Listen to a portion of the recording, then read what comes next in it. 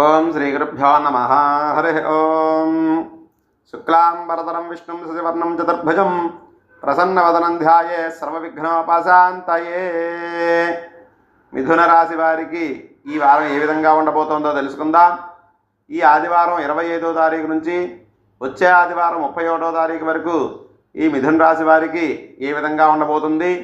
ముందుగా మీ జన్మ నక్షత్రం మృగశిర 3-4 పాదాలు, ఆరుద్ర 1, 2, 3, 4 పాదాలు, పునర్వసు 1, 2, 3 పాదాలు అయినట్లయితే మీ జన్మరాశి మిథున రాశి అవుతుంది. ఈ రాశి వారికి మీరు చేపట్టిన పనుల్లో ప్రతిష్టంభన తొలగుతాయి.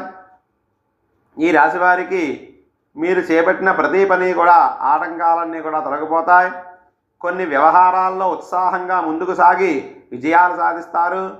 సంఘంలో గౌరవ మర్యాదలు పెరుగుతాయి.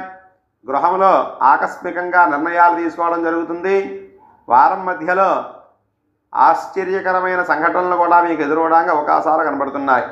విలువైన వస్తువులు, ఆభరణాలు కొనుగోలు చేయడానికి ముందుకు వెళ్తారు. చాలా కాలం పడిన శ్రమ ఈ వారం ఫలించడానికి అవకాశం ఉంది. ధార్మిక సేవా కార్యక్రమాల్లో పాల్గొంటారు. వ్యాపారాలు మంచి అభివృద్ధి బాటలో సాగుతాయి. ఉద్యోగులకు ఆశించిన పదవులు పొందుతారు. చిన్న తరహా పరిశ్రమలకు నూతన లాభాలు కూడా కలుగుతాయి. వారం ప్రారంభంలో స్వల్ప ఆరోగ్య సమస్యలు ఉండడానికి అవకాశం ఉంది. కుటుంబ సభ్యుల నుండి ఒత్తిడి కూడా ఎక్కువగా ఉంటుంది.